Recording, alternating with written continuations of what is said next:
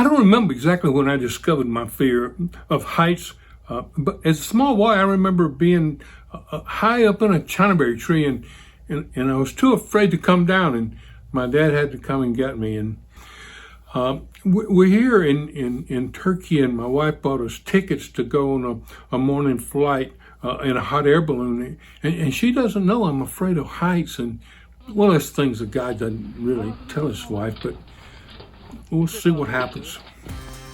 There was a lot of activity as the balloons were unloaded, but the silence of the morning was broken by the hum of gasoline engine blowers inflating the 35 balloons.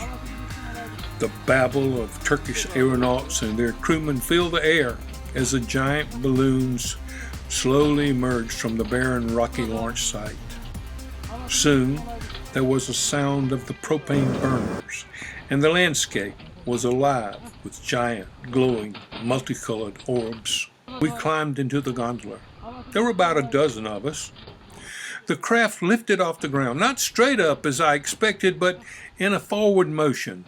I held on to the side of the basket. The big burner made a lot of noise, and the heat warmed us all in the basket.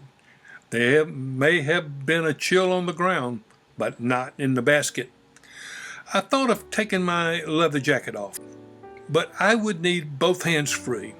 I preferred to keep my white-knuckled hands on the side of the basket as we continued to ascend. The passengers were chatty.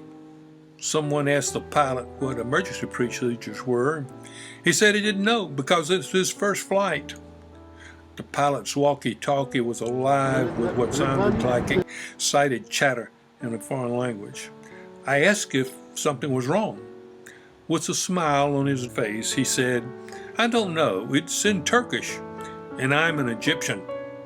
Well, that didn't boost my confidence in his piloting skills. I finally consoled myself in the fact that the situation was out of my control, and what would happen would happen.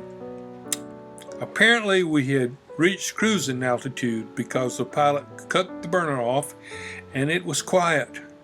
I finally mustered up the courage to look below. The landscape of Cappadocia was barren, with those fairy castles everywhere. Fairy castles are what the locals call the cone-shaped hardened mounds of compacted volcanic ash. The small mountains were volcanic ash also, many of which have dwellings carved into them. Nearby was an underground city carved from this compressed volcanic ash. Below were people waking up and starting the day. You could hear them talking from hundreds of feet overhead. The sky was filled with colorful balloons. I was comfortable. I was actually enjoying being this high off of the ground without any control over my well-being. Had I lost my fear of heights?